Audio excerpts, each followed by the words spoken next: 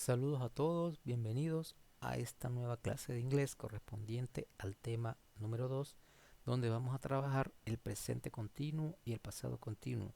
Recuerden que ya estos tiempos verbales los vimos el año pasado en clases presenciales y ya deben tener la clase pues presente, y esto va a ser como un modo de repaso.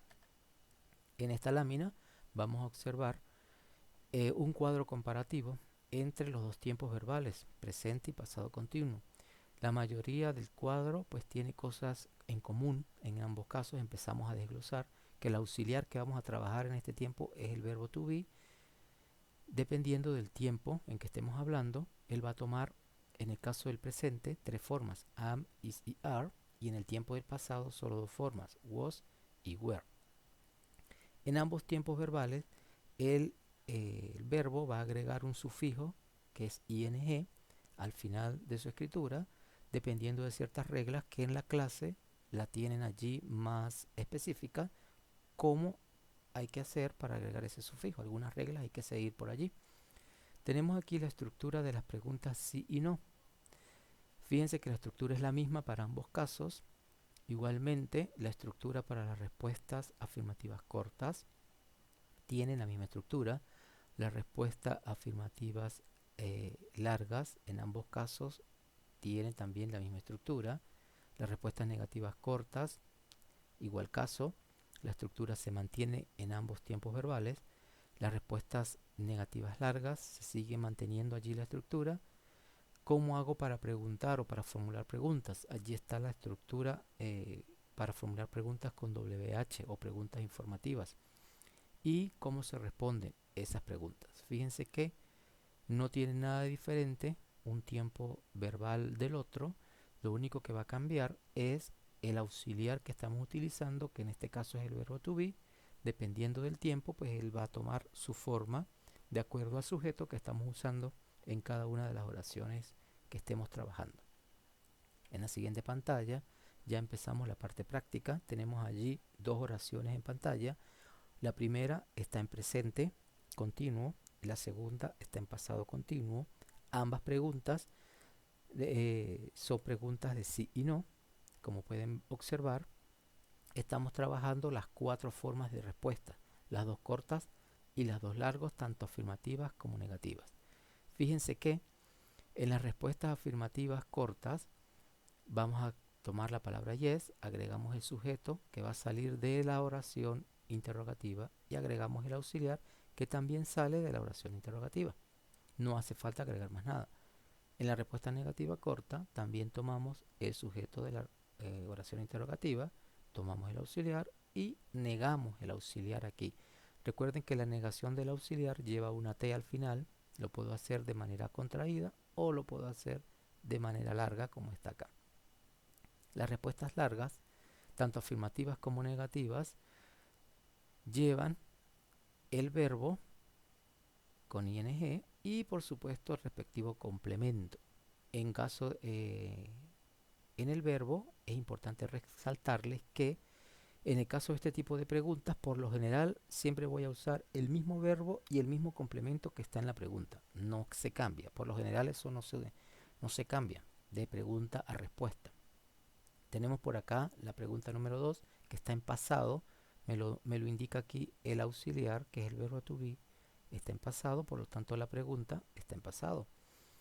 El sujeto, Carlos, aquí el verbo waking up es un verbo frasal compuesto por dos palabras y el complemento que tiene en su estructura un adverbio de tiempo. Vamos a responder la forma corta. Utilizamos yes. El sujeto Carlos va a cambiar por he, su pronombre, y agregamos el auxiliar, que en este caso es was. En la respuesta negativa, no. El sujeto he, el mismo auxiliar was, pero agrego la negación. En este caso, como está contraída, lo leería wasn't, y acá lo leería was not. ¿Ok? En el caso de afirmativa larga, yes, he was waking up early every day. No, he wasn't waking up early every day. La pregunta, fíjense que no hace falta aplicar traducción, simplemente es aplicar estructuras y saber dónde va cada uno de los elementos de las oraciones. En la siguiente pantalla ya tenemos oraciones interrogativas, pero de carácter informativo. Son las que tienen WH en su estructura. Este tipo de preguntas ya no las puedo responder ni con sí ni con no, sino que empiezo directamente con el sujeto del cual estemos hablando en la pregunta, a quien va dirigida la pregunta. Pregunta número 3. What are you doing now? ¿Qué estás haciendo en este momento? I am studying English now. Estoy estudiando inglés en este momento. I'm practicing my English class now. Estoy practicando mi clase de inglés en este momento. Fíjense que tiene la estructura sujeto, verbo to be, verbo con ing y complemento. En la pregunta número 4 está en pasado.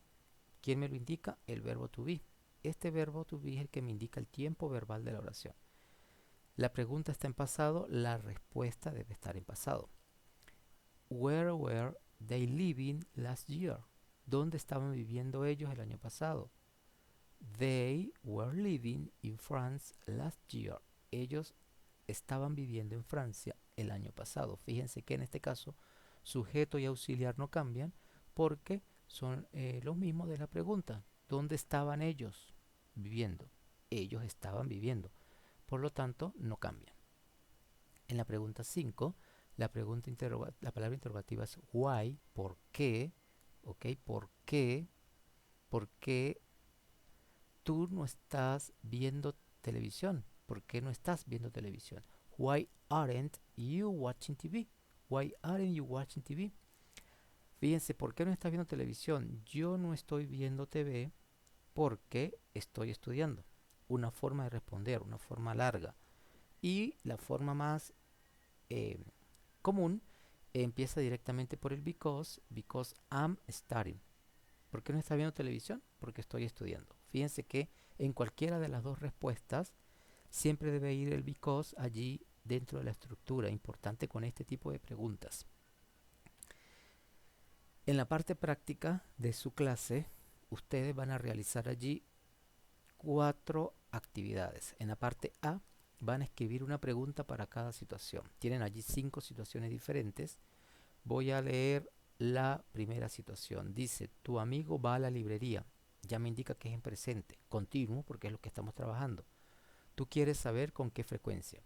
Voy a realizar aquí la pregunta en presente continuo. Ya saben que para que sea continuo, el verbo que utilizo debe llevar el ing, debe haber un sujeto por allí y debe estar el verbo to be también en presente dentro de la pregunta. Eso mismo lo van a realizar en la pregunta 2, en la oración 3, en la frase 4 y en la última frase que está allí. En la siguiente pantalla van a completar el diálogo que está allí. Lo único que van a agregar es el verbo to be en presente o en pasado, dependiendo de lo que diga cada una de las situaciones que allí se plantean. En la parte C van a responder cada una de estas preguntas de acuerdo a la realidad. Hay preguntas en presente y en pasado continuo. Léanlas bien para que las respuestas les correspondan a cada uno de los tiempos.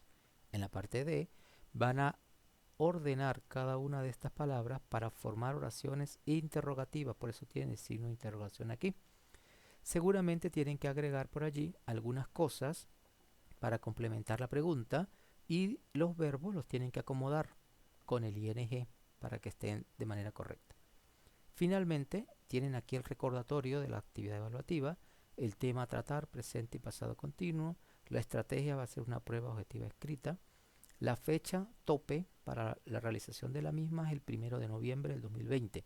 Fecha tope, no es que ese día es que la van a realizar, hasta esa fecha la pueden realizar o va a estar abierta la actividad en Google Classroom a través del enlace que tienen allí. En la clase de PDF del blog le pueden dar clic directamente a ese enlace y eso los va a llevar de una vez a la actividad evaluativa. Espero esta clase haya servido para aclarar algunas dudas. Estamos comunicándonos por las redes sociales, en este caso el WhatsApp, para atender algunas dudas que hayan quedado en el aire. Espero estén bien. Goodbye, stay at home.